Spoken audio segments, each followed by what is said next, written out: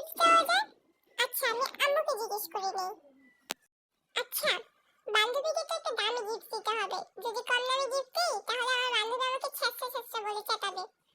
তাহলে দামি হিসেবে কি দেওয়া যায় কি দেওয়া যায়?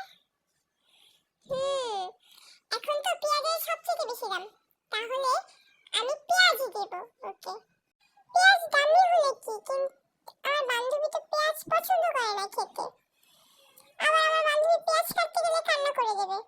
না না না বাবা, পরে আমি এমন গিফট দেব আমার বান্ধবী কান্নাই করবে। থাক পেঁয়াজ দিব না। ওকে আলু দিতে পারি। ও আলু খেতে পছন্দ করে, তাহলে ওকে আলুই দিব। আম্মু তাহলে আমি ওকে আলুই দিব। তোর বান্ধবী তো এমনিতেই আলু, তুই যদি আলু দেস তাহলে আরও মোটা হয়ে যাবে, আলুর মতো হয়ে যাবে, ঠিক তোর মতো। আর আলু কি একটা দেওয়ার জিনিস হলো? আচ্ছা আলু খেলে তো মোটা হয়ে যাবে, তাহলে আমি রসুন দেই। ওই যেহেতু মোটা, তাহলে রসুন খেলে ও চিকন হয়ে যাবে। এটা কেমন বুদ্ধি?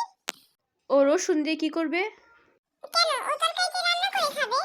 তুমি যদি ওকে রসুন দাও তাহলে সেটা তোর আম্মু ব্যবহার করবে, আর জন্মদিনটা তো ওর আম্মুর না, ওর। তোমার এমন একটা জিনিস দিতে হবে যেটা ও ইউজ করতে পারবে। নে তুই এই মগটা ওকে দিয়ে দে। ও ওয়াও, মগটা তো অনেক সুন্দর।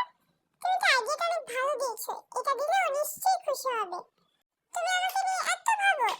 হ্যাঁ, তুমি তোমার বলদ মেয়ে, তাই তোমাকে নিয়ে এত ভাবতে হয় আমার।